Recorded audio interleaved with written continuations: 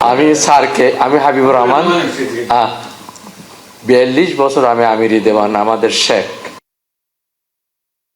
Income tax বাংলাদেশে আমরা for যারা এক্সপার্ট আমরা আবার আপনাকে ধন্যবাদ জানাচ্ছি। আমাদের সুনজরে দেখবেন রেমিটেন্স। আসসালামু আলাইকুম। Thank you. আসসালামু আলাইকুম।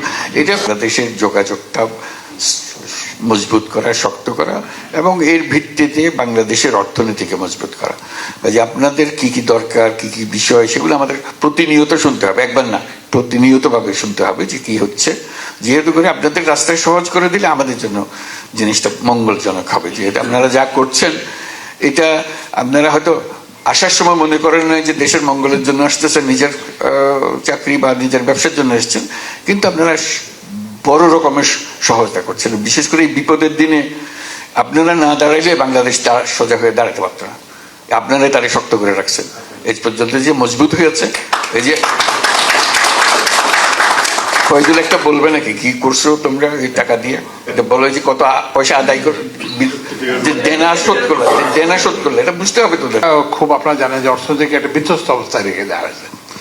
আমার শুধুমাত্র বিদ্যুৎ জ্বালানি খাতে মানে বকেয়া, মানে এলএনজির পাওনা, তারপরে তেলের পাওনা টাকা শোধ করতে পারতেছিলাম $3.2 বিলিয়ন ছিল।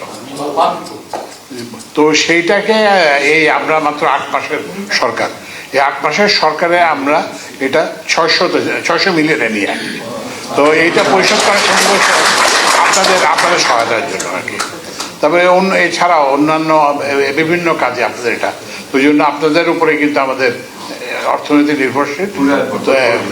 জি জি, আমাদের রিজার্ভ বাড়ছে। তারপর আমরা যে বাইরে থেকে যে আমরা চাপ দিত IMF, তাদের সঙ্গে আমাদের যে কথাবার্তা বলার আমাদের একটা শক্তি বাড়ছে। একটু মনে করে কাতারের কত পাওনা ছিল, আচ্ছা যে আজকে যে গলাফুট, আচ্ছা কাতারে এই যে যেটা বললাম আসতে পেরেছে, তাদের প্রতিটি পয়সা কাতার থেকে আমরা এলএনজি কিনি লং টার্ম কন্ট্রাক্টে। তো $254 মিলিয়ন এরকম একটা পাওনা ছিল।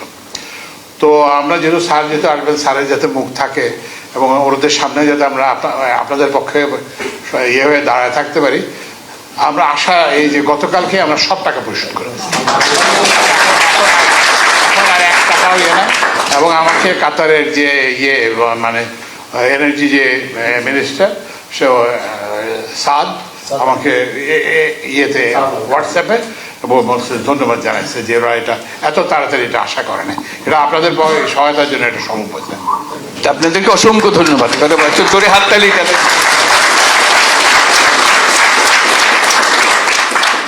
এক পয়সা আমরা অপূর্ণ রাখি নাই, এটা আমাকে মস্ত বড় শক্তি দিয়েছে এবং সেই শক্তির মূল হলেন আপনারা। আপনাদের এক একজনের টাকা অসংখ্য ধন্যবাদ আপনাদেরকে, দেশের পক্ষ থেকে, জাতির পক্ষ থেকে।